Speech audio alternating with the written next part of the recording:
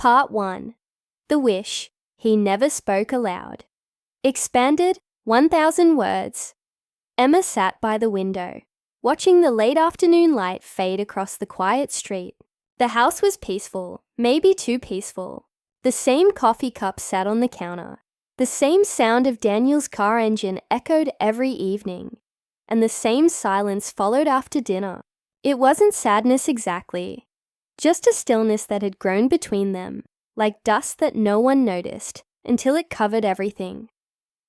Daniel was her husband of 8 years, the kind of man people admired. Steady, calm, responsible. He never forgot to bring her tea at night or lock the door before bed. But lately, Emma felt like he was somewhere else, lost in a thought he couldn't share.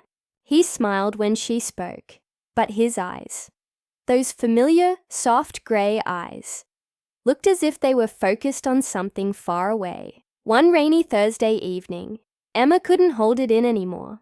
The rain tapped gently against the kitchen windows, and the smell of coffee filled the air. She was standing by the sink, her hands resting on the counter, while Daniel scrolled through something on his phone. He looked calm, but his expression carried that same quiet distance. "Daniel," she said softly, "is something bothering you?" He looked up quickly, almost startled. "No, why? You've been quiet lately. Not just tired, quiet, like you're somewhere else." Daniel set his phone down, his fingers tapping lightly against the table, before he finally spoke. "It's nothing bad," he said after a long pause. "Just something I've been thinking about, something I haven't figured out how to say." Emma's heart tightened a little. "Then say it," she said, trying to sound calm. "Whatever it is, I want to hear it." He smiled gently, but there was hesitation in his eyes. "I will," he said. "Just not tonight. It's not a problem, I promise. It's more like a feeling I've had for a while." She wanted to press him, but his tone stopped her. There was kindness in it, a warmth that told her he wasn't hiding something dark, but something delicate, something that needed time. That night, Emma lay awake, staring at the ceiling. Daniel's words played over and over in her mind. "A feeling I've had for a while." What kind of feeling? Was he unhappy? Was he longing for something she couldn't give? Or was it just the weight of life? Work, bills, the endless routines that made love feel like a quiet background sound instead of a song. The next morning, Daniel was his usual self. He made breakfast, kissed her on the forehead, and left for work. But that didn't calm her mind. Emma tried to distract herself. She cleaned, she read, she even called her friend Sarah for a long chat about nothing important. But beneath every word she spoke was the same thought. What is he not telling me? When Daniel came home that evening, Emma watched him more closely than usual. The way he loosened his tie, the way he smiled faintly when he saw her, the quiet sigh he gave before sitting down. All of it felt heavier than before. She wanted to ask again, but she also didn't want to sound desperate. So she waited, letting silence fill the space between them. Days turned into a week, and the distance grew softer, but no smaller. Daniel was loving, gentle even, but distracted. When he laughed, it was real but brief. When he touched her hand, it felt thoughtful, but unsure, like he was trying to hold on to something that was slipping away. One Sunday afternoon, Emma finally decided she couldn't stay silent anymore. They were sitting in the living room, a quiet movie playing in the background. The sunlight streamed in through the curtains, catching the soft dust in the air. She turned to him and asked quietly, "Daniel, if there's something you want to tell me, please don't keep it inside. You know I'd never judge you." He looked at her for a long moment, his face calm but serious. "It's not something bad," he said again. "It's just, I've been thinking about us, about what we used to be." Emma frowned slightly. "Used to be?" Daniel nodded, his eyes thoughtful. "Do you remember how we were when we first met? Everything felt alive. Every word, every look, every moment. It all meant something. But lately, I feel like we've forgotten how to feel that way. Like we're living beside each other instead of with each other. Emma listened quietly. His voice wasn't angry or cold. It was tender, honest, filled with something deeper than complaint. He wasn't blaming her. He was confessing something that had been sitting heavy in his heart. "I've always had a wish," he continued, his voice dropping softer. "Not because I'm unhappy with you, but because I want to feel that spark again. The one that made us fall in love in the first place." Emma's chest tightened. She understood now. This wasn't about another person or some hidden secret. It was about them. About a love that had grown older and quieter, not weaker, but different. She leaned back on the couch, trying to find the right words. "And what's your wish, Daniel?" she asked carefully. He hesitated for a long moment, then met her eyes. "I'll tell you," he said gently, "but I need you to listen with your heart, not your fears." His words sank deep into her. Emma nodded slowly, unsure of what to say. She wanted to understand, but she was also afraid. Afraid that his wish might uncover things they had both buried under comfort and routine. That night, she couldn't sleep again. The house was silent except for the sound of the rain starting to fall outside. She lay there beside him, listening to his breathing, wondering what kind of wish could make a man look both hopeful and sad at the same time. She thought about their years together, their wedding, the small apartment they'd first shared, the road trips, the laughter over burnt dinners, the arguments that ended in tears and apologies. They had built a life, not a perfect one, but a real one. And now, after everything, there was still something missing. Something Daniel wanted to find again. As she turned to face him in the dim light, she whispered softly, though he was asleep, "Whatever it is, I'll listen." And in that quiet promise, Emma realized that love wasn't just about staying together. It was about being brave enough to begin again, even when the road ahead was uncertain. Outside, the rain fell harder, washing against the windows, as if the world was listening to their silence. Inside, Emma closed her eyes and held on to the hope that whatever Daniel's wish was, it might lead them back to each other. Not as they were, but as they could be. It was a strange comfort. The idea that sometimes love doesn't end when it changes. Sometimes it's reborn in the spaces where words have yet to be spoken. And though Emma didn't know what the next chapter would bring, she knew one thing for sure. When Daniel was ready to tell her, she would be ready to say yes. Part 1 ends with emotional suspense, clean, romantic, dramatic, and safe for YouTube storytelling. Part 2, the memory that changed everything. Expanded, 1,000 words. A week passed before Daniel finally told her what had been resting in his heart. The days moved quietly. Work, dinners, small conversations. But something had shifted. Emma no longer tried to guess his secret. She simply waited, letting him find his own moment. She could tell he was building courage, choosing the right time to speak. It was Saturday morning when he surprised her. Daniel walked into the kitchen, holding 2 cups of coffee, and said with a small smile, "Let's go for a drive." His tone was light, but there was meaning behind it. Emma didn't ask where they were going. She just nodded. Maybe this was the moment he had been waiting for. They drove up the coast, the ocean stretching endlessly beside them. The sun was bright, the air salty and clean. The rhythmic sound of the waves outside mixed with the soft hum of the car. For a long while, they didn't speak. They just drove, 2 people sharing the same silence, but filled with different thoughts. Finally, as they turned onto a narrow road that overlooked the cliffs, Daniel spoke. "Do you remember our first trip here?" he asked, eyes on the water. Emma smiled faintly. "How could I forget? You got lost twice, and we ended up eating cold sandwiches by the side of the road." He laughed quietly. "Yeah, and you said it was the best lunch you ever had." "It was," she said softly. There was a pause, and then Daniel's tone changed. Gentler, more serious. "I've been thinking about that day," he said. "How easy everything felt. We didn't worry about time, or money, or what came next. We were just us. I miss that feeling. Emma turned toward him. His words carried no blame, only longing. A quiet ache for something simple and real. What are you trying to say, Daniel? She asked carefully. He took a deep breath. I wish we could start over, he said. Not erase everything we've been through. I'd never want that.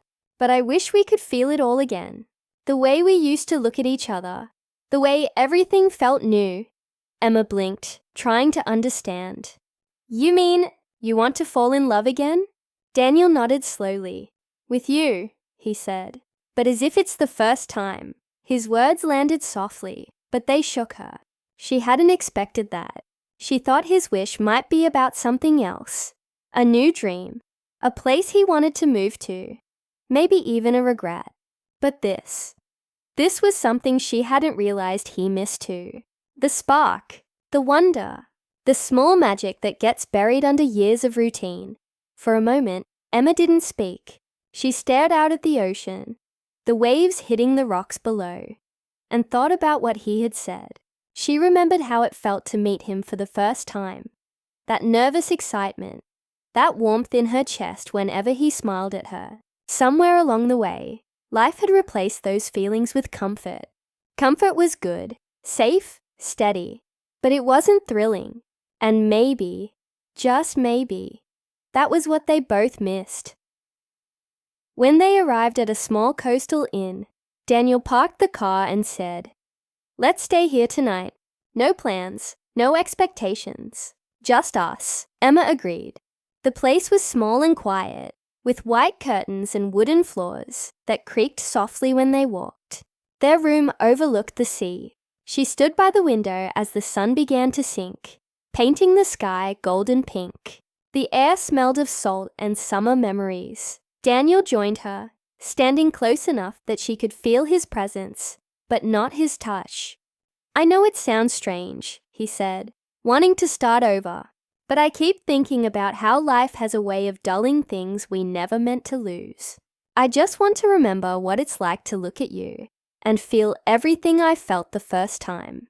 Emma's voice was barely above a whisper. Do you think we can? He smiled softly. I don't know, but I want to try. They spent the evening walking along the beach, shoes in their hands, the water cold against their feet. They didn't talk much. They didn't need to. Every few minutes, Daniel would glance at her, and she'd catch him smiling. For the first time in months, it didn't feel like they were remembering the past. It felt like they were stepping into something new. That night, after dinner, Emma sat by the window again, looking at the sea lit faintly by the moon. Daniel was lying on the bed, reading something quietly, and for a while, it felt like any other night. But inside her, something had changed. His words kept echoing, with you, but as if it's the first time. She realized then that love wasn't only about holding on. It was also about letting go, of expectations, of fears, of the idea that love stays the same forever. Maybe it wasn't supposed to. Maybe it was meant to evolve, to be rediscovered over and over again. She turned toward Daniel and said softly, If that's your wish, then yes, I'll try. He looked up from his book, his eyes meeting hers, and for a moment he didn't say anything. Then he smiled, not the polite, quiet smile she had seen so often lately, but the warm, genuine one she remembered from years ago. Thank you, he said quietly. They sat together by the window, watching the waves until they both fell asleep in each other's arms, wrapped not in passion, but in something gentler, a promise to begin again. The next morning, Emma woke before Daniel. She stepped outside the room and stood on the wooden porch, breathing in the fresh coastal air. The ocean looked endless, alive, moving, never still, never the same. She thought about how love was like that too. You couldn't keep it frozen in one perfect moment. You had to let it change, shape, flow, find new shores. Daniel joined her a few minutes later, holding 2 cups of coffee. They stood side by side, watching the sunrise. Neither spoke, but both felt it. A quiet beginning. For the rest of that weekend, they acted like two people meeting for the first time. They asked questions they already knew the answers to. They teased each other, laughed at small things, and shared stories they had told before, as if they were brand new. It was silly, maybe even childish, but it worked. Something light and warm returned. Something that had been missing. When they finally drove back home, the car felt different. They still had bills, work, responsibilities. Nothing outside had changed, but inside, they had started something new. Emma looked at him as he drove, sunlight glinting off the windshield. "So," she said playfully, "do I get to know what happens after the first date?" Daniel grinned. "If you say yes," she laughed softly. Then yes, and in that simple word, both of them felt it. The same spark that once brought them together, now burning quietly again. Part 2 ends with emotional renewal and quiet hope. Fast-paced, romantic, and completely within YouTube monetization guidelines. No explicit content, no violence, just mature emotional storytelling. Part 3, the yes that brought them back. Expanded, 1,000 words. The drive back from the coast felt lighter, as if the air between them had changed. Emma leaned her head against the window, watching the world blur by. Trees, sky, sunlight flickering through the glass. Daniel hummed softly along with the radio, and for the first time in a long while, she saw him smiling, without that quiet sadness in his eyes. His wish had been simple, yet powerful. To start over, to feel their love as if it were new again. And now, she had said, yes. Life didn't magically transform overnight. The dishes still piled up, the bills still came, and work still demanded their time. But something inside both of them had shifted. They were no longer just living side by side. They were noticing each other again. It started small. One morning, Emma found a note tucked into her coat pocket before leaving for work. It said, "For the record, I still think you make the best coffee in the world." The handwriting was Daniel's. Slightly uneven, familiar, warm. She smiled the entire drive to work. Later that week, she wrote him a note too. Left it on his desk. "You still leave your socks everywhere, but somehow I miss that." He found it and laughed out loud, texting her, "That's progress." These tiny exchanges, simple as they were, filled their days with quiet joy. They weren't trying to rebuild their marriage from the ground up. They were rediscovering the small, beautiful things that had always been there. One Saturday evening, Daniel suggested something unexpected. "Let's go to that park near Maple Street," he said. "You know, the one with the fountain. I think that's where we had our first picnic." Emma blinked. "That was years ago. Are you sure it's still there?" "Let's find out," he said with a grin. They went. The park had changed a little. New benches, trimmed trees, but the fountain still stood in the center, surrounded by wildflowers. They sat on the grass, sharing sandwiches, just like they used to.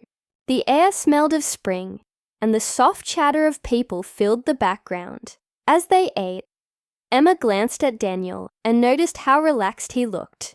No phone, no rush, just him. "I can't remember the last time we did this," she said. "Maybe that's why it feels good," he replied. "We forgot what it's like to do nothing together." They stayed until the sun began to set, the sky turning gold and soft orange. When they got up to leave, Daniel reached for her hand. She hesitated for a second, not out of doubt, but surprise. It felt familiar, yet new. His hand was warm, steady, reassuring. She squeezed it back. That night, back home, Daniel put on an old playlist, songs they hadn't listened to in years. "Do you remember this?" he asked. As a slow tune began to play, Emma laughed. "We danced to this at our wedding." "Then let's dance again," he said. She rolled her eyes playfully. Here, in the living room. He nodded, stepping closer. Why not? So they did.